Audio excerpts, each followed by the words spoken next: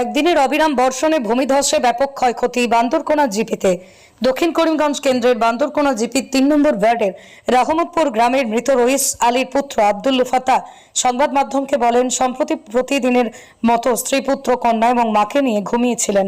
ধারাবাহিক বৃষ্টির মধ্যে সবাই ঘুমের মধ্যে হঠাৎ তিনি প্রচন্ড বড় একটা শব্দ শুনতে পান। সঙ্গে দেখেন তাহার পাকা ঘরের দেওয়াল ভেঙে পড়ে পাশাপাশি গোয়াল ঘরের উপর পাশে থাকা টিলার মাঠে ধসে পড়েছে।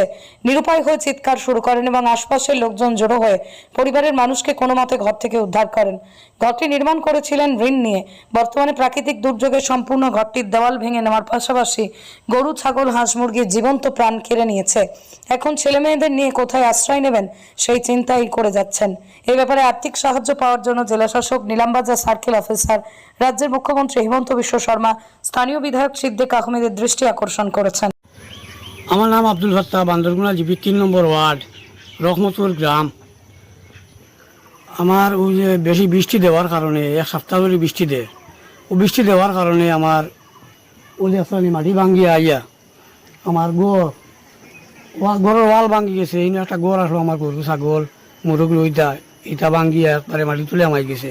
এটার বা করতাম পারছি না। আর ও তো দেখতাম আপনার গাছও সব বাই গেছে। আইয়া আমার ওইগুলো আর গরু, গড়, ছাগল এটা তোলে রয়েছিল। আমি আর বা করে করতাম পারছি না, রয়েছে।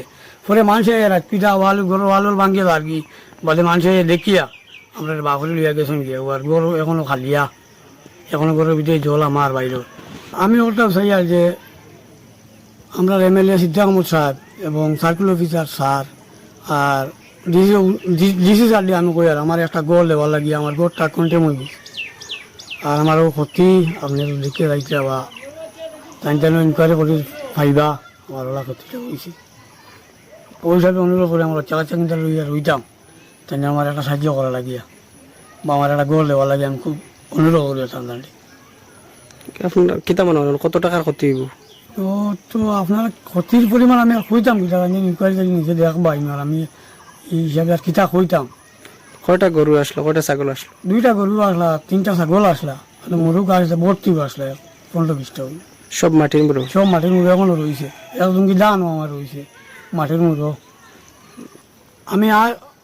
আমি কই আর ডিসি স্যার বা MLA স্যার দে বা সার্কেল অফিসার স্যার দে আমার ওই যে অত ক্ষতিপূরণ একটা দেওয়া লাগিয়া, অত ক্ষতির মধ্যে আমার একটা ক্ষতিপূরণ দেওয়া লাগবে, আমার একটা গড় দেওয়া লাগিয়া আমার তান্ডানে বিশেষ অনুরোধ করি। আর আমার একটা, আমি গরিব মানুষ, ওই হিসাবে আমার তাই একটা আর্থিক সাহায্য করবো। না করলে আমি গরু রইতাম পারি না, ইলা হালত আমি বাড়ি ছাড়া।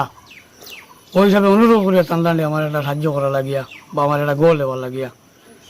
আপনার ইয়ের বাদে জানাইছিলেন নি কোনো বিভাগীয় সার্কেল অফিস বা পঞ্চায়েত সভাপতি খবর লইছিল নি?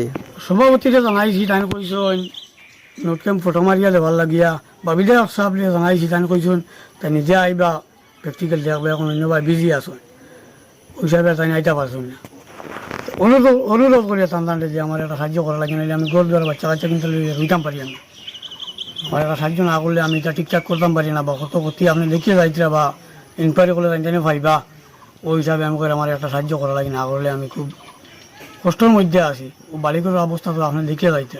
ওই হিসাবে আমি খুব অনুরোধ করি তান্ডানটা যে আমার ওটা সাহায্য করা লাগে, না করলে আমি রইতাম, বাঁচতাম, খাইতাম, বাঁচতাম পারি না বিলকুল।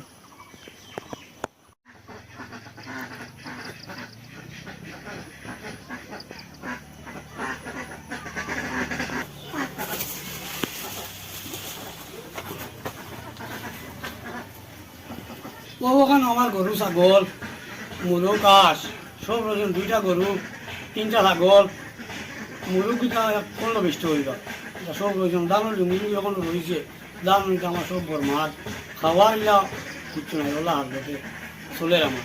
ও মাটির মুরনি? ও মাটির মুরগ সব রয়েছে। ও গাছ হয়েছে নিটা গিলা হঠাৎ করি আই গেছে। আমার গ্রামের মানুষের লইয়া গেছেন গিয়া যা রয়েছে জায়গা জায়গা বা করার কোনো চান্স মিলছে।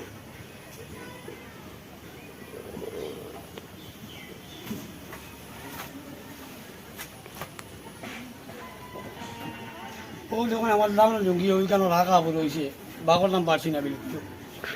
দামের জঙ্গিটা মুঠো গেছে গিয়ে সব দাম পড়ে গেছে।